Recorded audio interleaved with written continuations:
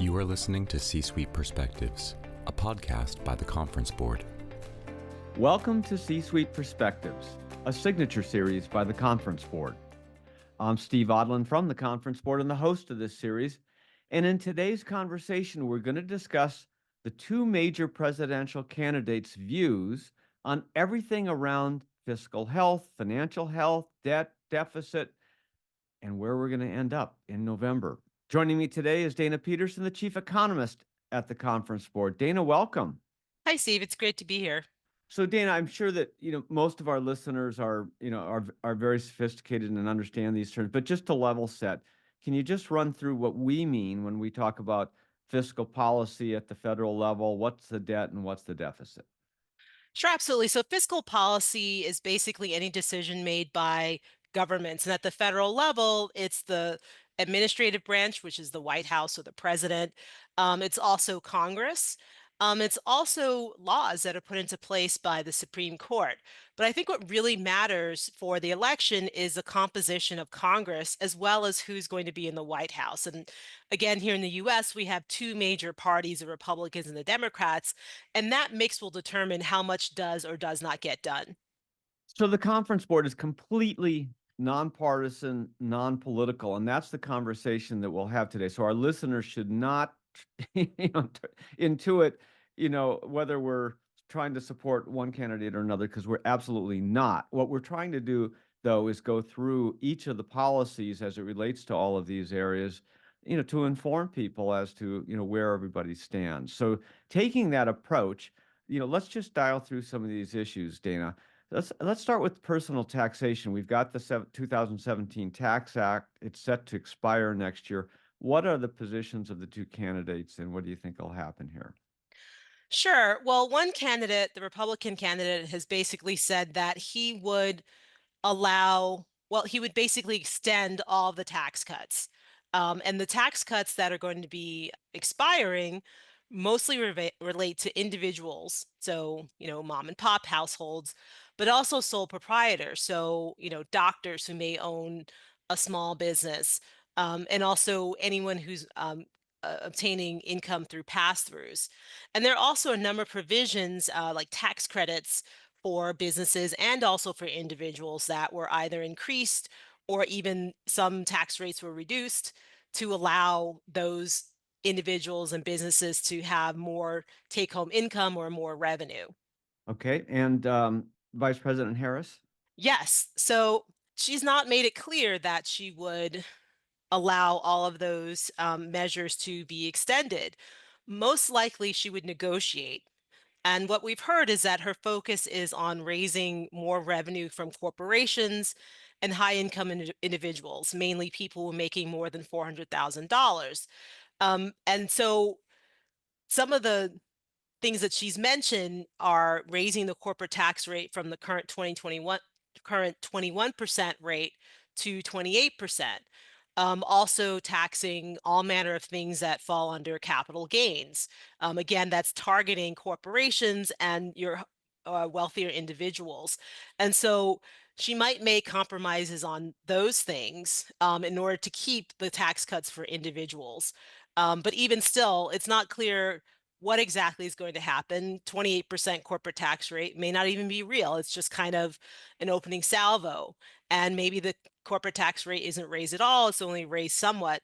We don't really know, but it's not clear that she would say, yes, let's go ahead and just allow the bill to perpetuate as is. And the thing is that whatever does happen, it's going to be bad. And it's really about, do you suffer the pain now or later? So if we go ahead and let all those tax provisions expire, then individuals, consumers are going to take a big hit because their after-tax income is going to be smaller, the tax is higher, they take home less, and that's going to impact consumption. And so for at least a few years, 2, maybe 3 years, you would see lower consumer spending and consequently lower GDP growth because of the tax increase on consumers. But you definitely reduce deficits down the line, and you've raised anywhere from $3.5 to $5.2 trillion of revenue, which would help reduce federal budget deficits and debt into the future. That's over a 10-year period you're quoting, right? Yes, over a 10-year period. Now, that's taking the pain now, but saving money later and potentially having faster GDP growth later. But that's not comfortable. So what we'll probably see is many of those tax provisions extended. And what that does is it pulls forward a little bit of growth from the future, right? So you might see a bit of an uptick in GDP growth in the first couple of years, and then it dissipates. But the thing is that then you are adding 3.5 to $5.2 trillion to debt and deficits over 10 years. And so then you're paying for it later. So either way you go, there's some costs that politicians and the American people have to weigh. Right. She's also said that no tax increases for anyone making less than $400,000 a year. That was a Biden administration policy too. So it's clearly targeted towards higher income earners, Yes. like you said. Switching to corporate tax policy, you mentioned a little bit the 28%, but just to differentiate the two candidates briefly on what their corporate tax policy numbers are. Yes. So again, Vice President Harris has suggested raising the corporate tax rate. Um, and pres former President Trump has talked about either lowering the entire corporate tax rate or certain aspects of it to 15%. So we've done the math on both.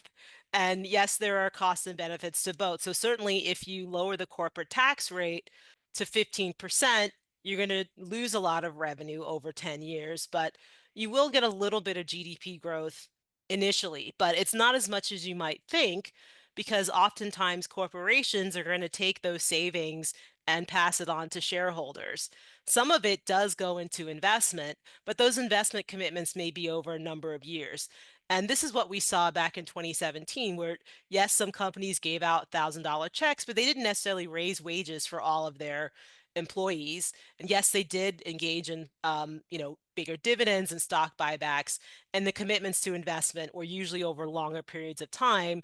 And the longer the period of time you have to invest, the more likely that some of that investment may not happen unless it's some 10-year capital project. So those are some of the costs and benefits. And on with regards to raising the corporate tax rate, it's definitely true that when corporations have to pay more taxes, it limits the amount that they can invest and also how much they might potentially pay their workers. And they also tend to pass that tax increase on to their customers. So whatever decision you make, there's upsides and downsides. It's really, what you're trying to achieve.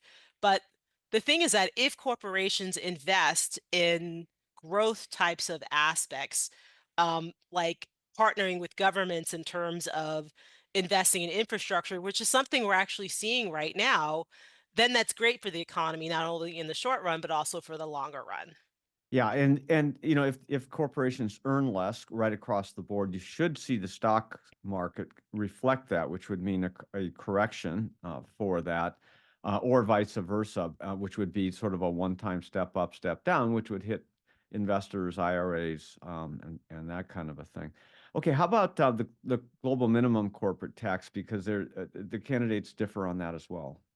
So the idea of that is to help, double taxation, companies to not face double taxation, right? It's also meant to prevent companies from setting up, you know, offices in low tax jurisdictions to avoid paying taxes. But the reason why they're doing that is because they're being taxed twice, right? They're getting taxed in the country that they're producing their good or service. And then when they repatriate those revenues back to the US, they're getting taxed again. So the point was for all economies to get together and create a tax regime such that it's fairer and companies are not getting taxed twice. But that required a lot of cooperation, and not every country is cooperating with that. And so I think, that piece of legislation was meant to at least help our corporations in the US to not have to pay all those taxes. So I would imagine that, certainly for former President Trump, that, making sure that companies don't have to pay, double taxes is important. And I would imagine also for the vice president that's important, but only to an extent, right? Because in order to negotiate in terms of, in extending the EITC increase and the child tax credit increase and making sure that individuals who are not making $400,000 or more see some benefit, there's got to be some give and take. So I think that, in one case, it's probably pretty clear what would happen. In the other case, it's not necessarily clear at all, and there would be some negotiations. Okay, how about other revenue generating policies from each candidate? What do you hear?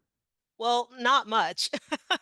Most of the policies that we're hearing would actually increase spending and or reduce revenues. So I know there's some shops out there who've done comparisons, but and said, well, this candidate is more expensive fiscally speaking than the other. But I think across the board, there's not been a lot of talk about reducing deficits and addressing debt.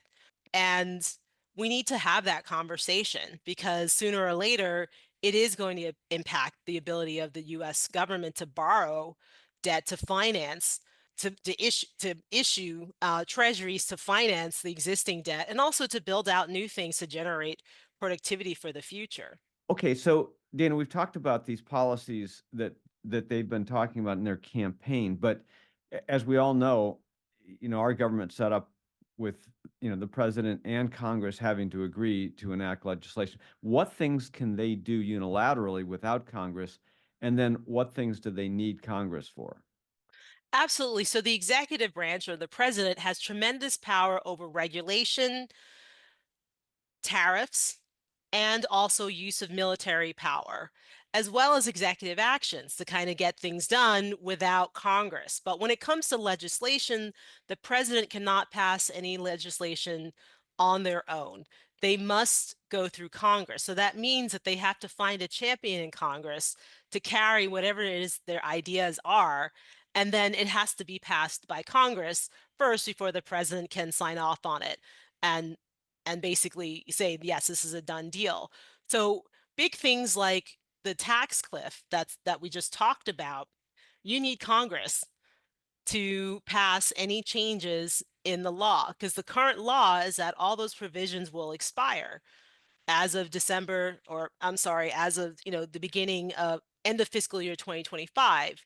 And so you need Congress to step in. And so that's why it's important for the president to present his or her ideas of what they want out of those negotiations and then get champions. And then you need basically a supermajority of members of Congress to agree. And you need both the House and the Senate to pass. So that's a big hill to climb if you don't have a mandate. A mandate means that one party controls both the White House and both chambers of Congress. So anything that involves changing the law, the president cannot do, but the president does have significant power over regulation, which is something businesses care about.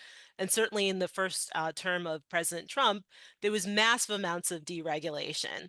We also had tariffs implemented in 2018 and 2019, and there could be even more tariffs imposed on China and or other economies next year, again, depending upon who's the president. Border security is a big issue also, but you also have to cooperate with the states. So although the president may write executive actions, there's also you have to make sure that whatever your executive actions entail include the powers that the president has in order to influence things that are going on around the country. So it's Congress and it's also state and local governments. Yeah, so it's an important point because, all of these things that we've quoted that each candidate has said requires them to work in concert with Congress. And it's unlikely that one party or the other will sweep both houses of Congress and the White House. And so therefore, there's going to have to be some level of negotiation certainly on what you call the tax cliff, the expiration of the Tax Cut and Jobs Act of 2017, and a lot of these other things. So, it's an interesting thing because it's not easy then for anyone to model what you can model, what the statements are, but modeling then what the likely outcome is difficult. Yes, but we still try. And so that's the Yeah, things you have to understand what the different scenarios are, and then you try to enumerate it. And yeah, that we've tried to do some of that yeah. along some of these policies. Okay, so you mentioned tariffs. Both candidates, you know, are talking tariffs, but they're different flavors here. So maybe you could enumerate those. Sure. So, former President Trump has talked about increasing tariffs on China upwards of 60% on all Chinese goods, and potentially something called the universal tariff on all imports to the US. So that means tariffs on China as well as other economies, including the ones that we are friendly with. Now, whether that the 60% tariff, that's probably easier to do than the 10% tariff, only because the 10% tariff may violate free trade agreements we have with a number of economies. So, for example, we have the USMCA agreement with Mexico and Canada. So I'm not sure how you could impose a 10% tariff on imports from Canada and Mexico without violating the USMCA. But we do know the USMCA is going to be renegotiated in 2026. So if, President Trump has a second term, that might be a function of the negotiations. Now with Vice President Harris, it's not really clear what she would do, but it seems like she would maintain the current tariffs that we have on China. They've been in place since 2018, 2019, and they haven't been removed, even though there was a change in administration. And there could be some openness to negotiations around those tariffs on China, but it would be it would be a big hurdle because the main reason why the US has these tariffs on China is because, China is playing, as a strategic competitor to us. And they don't always follow the agreed upon WTO rules. China does support SOEs or state-owned enterprises. There are a lot of things that the U.S. perceives as unfair competition in trade. So that's why we have these tariffs, and we've engaged in also non-tariff actions against China. So unless you see some major improvement in the US-China relationship, it's probably going to stay the same. But it's not clear that she would necessarily add even more tariffs. That's always a possibility, but I'm not really convinced that she would impose tariffs on our friends. So economies that, we are friendly with and we do have a lot of trade with. Okay, we've got the debt ceiling reaching its limit, projected to be in January of 25. Is there any difference in the candidate's position on that? I haven't heard anything from either candidate about the debt ceiling, and that's troublesome. That's really worrisome because this won't be the first episode we've had. And indeed, we had one in 2023, and it was almost a disaster. We ended up at the 11th hour with Congress coming up with an agreement, and it was called the Fiscal Responsibility Act. And in exchange for raising the debt ceiling level, um, there were these automatic spending cuts that would happen across the board on all discretionary items, including defense and including your favorite, support program, if Congress didn't, at the end of that year, pass a budget or, at least fund the government. So they did end up funding the government because no one wanted those across the board spending cuts, but we came too close. And the thing is that it creates a lot of angst, and it also causes a lot of problems in financial markets. So, leading up to, well, looking at 2025, we're going to reach the debt limit in January. So that doesn't mean that we default the next day, because the US Treasury can engage in something called extraordinary measures, where essentially they have a wallet of money, and that wallet's kept on the liability side of the Fed's balance sheet, and they run that money down. They do whatever they can do to generate cash under the limit, right? And as soon as they run out of cash, that's when they lose their legal authority to issue debt, and that's a default. And what would happen? We would go into a recession immediately. Why? Because the government would no longer function. It's not like a government shutdown when you have a budget impasse, because many agencies still continue to work, the troops get paid, those kinds of things. But if you default, troops don't get paid, government agencies close, senior citizens won't get their checks, veterans won't be cared for. It's a huge issue domestically, and it also has major implications for financial markets, because all of a sudden the bond market will seize up. because much of the global bond market is involved in selling U.S. Treasury. So if the Treasury cannot sell them, the bond market doesn't work and we have a global financial crisis.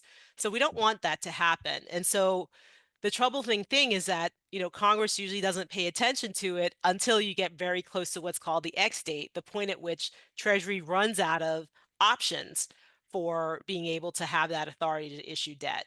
And, what concerns me is that there are some people who don't understand the implications of default. They're like, well, let's just default. But it's like it's really bad for the US economy, the global economy, financial markets.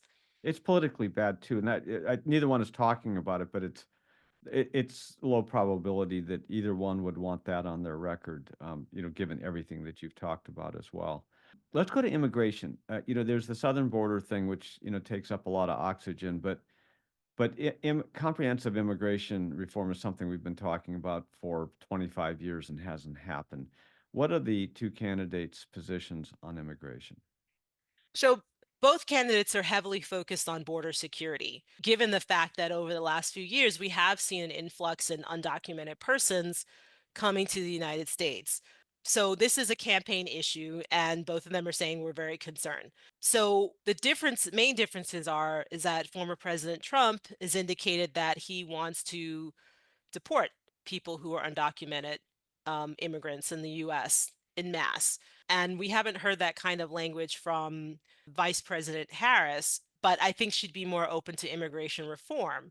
And again, the current administration and even prior administrations have talked about immigration reform, as you said, Steve. And when it comes down to it, we can't get a quorum in Congress to agree, both the House and the Senate, to pass it such that the president can sign off and say yes. So, from an economic perspective, if you do have mass deportations, yes, socially there would be a lot of upheaval. Another way to think about it, economically speaking, is well, you'd remove people from the labor market because I don't know exactly how many undocumented persons there are in the US. Some people say 11 million, some people say 20. Some small share, or probably let's say a third are children. So they're not working, but most of them are working age. And they are working. And so you would remove them from the labor market. So all of a sudden, companies that are already experiencing labor shortages will have even more acute labor shortages because they don't have those workers who were working there.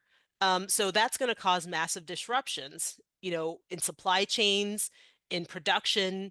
It's also going to decrease consumption because, those people who are here, they're still buying things, right? They're contributing to consumption and they're contributing to the labor market, even though they're undocumented. So you'd have these massive disruptions, a reduction in employment, a reduction in consumption that's going to weigh on the economy. And those are just really the first round effects, but it's going to impact industries that depend upon sectors that employ a lot of undocumented people. So it just kind of metastasizes. Industrial policies are a whole nother area. Talk about some of the key ones that differentiate the two candidates.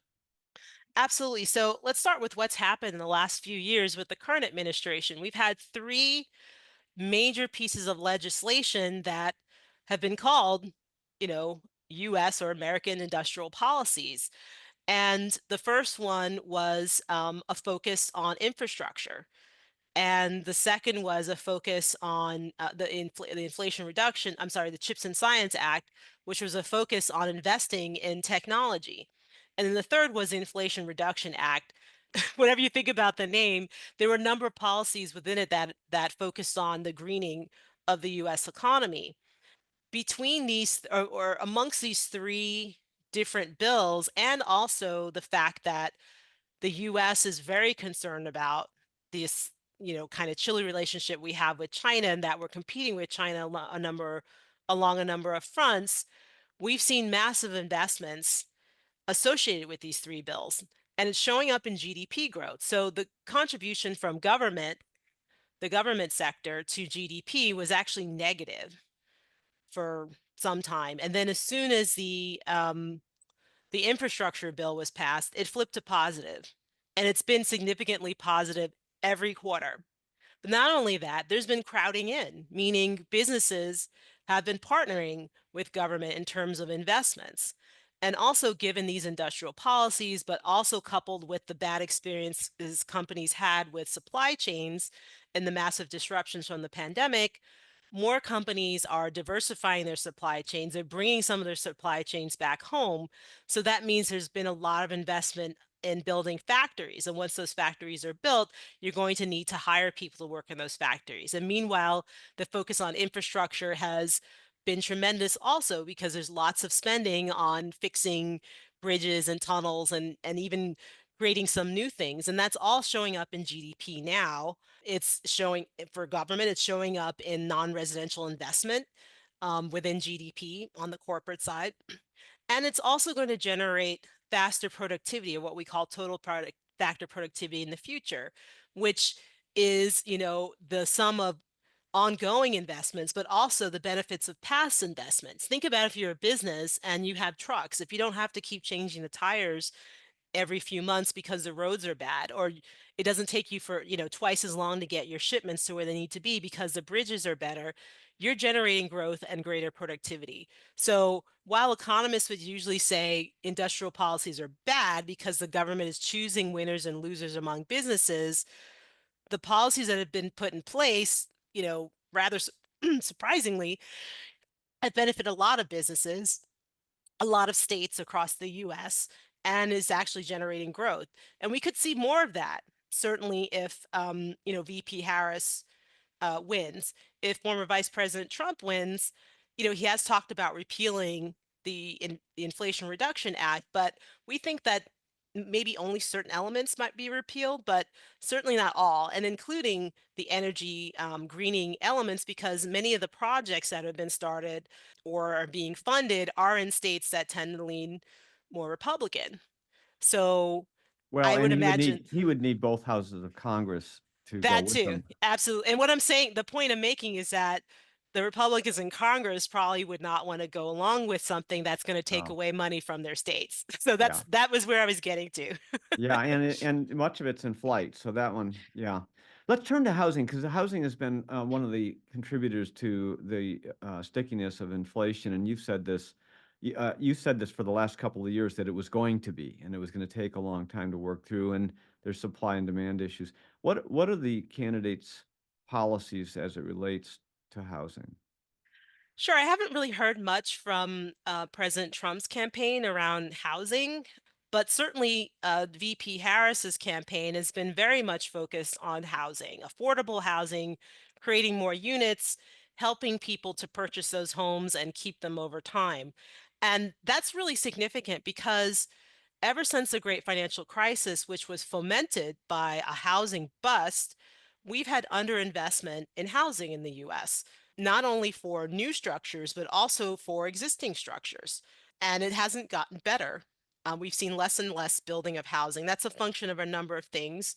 One is labor shortages. Certainly, throughout the 15 years between the great financial crisis and the pandemic, the small business survey, which captures a lot of those construction companies, as well as our own companies that we work with, have said, well, we can't find the workers, right? It's at both ends of the spectrum. We can't find someone to frame, and then we can't find someone to, put the frame together. So, and that's because many people in construction tend to be older at this point. And we know the baby boomer generation is retiring. So many of those people are aging out of the construction sector. So that's one issue. Another has been input costs have been very high. And certainly during the pandemic, we saw the price of lumber spike, the price of metals and things that go into building a house increase. Also, you just have a lot of demand. And over the next 20 years, you're going to have roughly 170 million millennials and Gen Z Americans turning 35 or 40. And that's kind of the peak time that people purchase a home. So unless we build it, there's going to be this continued excess demand for insufficient supply. And another issue around, another solution that's necessary for building out more units is zoning reform, right? Where and zoning reform isn't done at the federal level. It's usually done at the very local level, where a town can say, well, we only want this type of housing, or it can only be this high or in this area. And, state governments have, for example, New Jersey, where I live, they've been trying to impose policies where builders have to build a certain amount of affordable housing and communities have to accept it. Now, you can do it with a stick or a carrot, but it's a big issue, and it's something that many Americans are consumed with, not being able to afford a home and pursue the American dream. But one of the big issues is supply. There is a demand issue as well that's been hampered by the high interest rates, which are coming down and should come down. Yes, they will come down.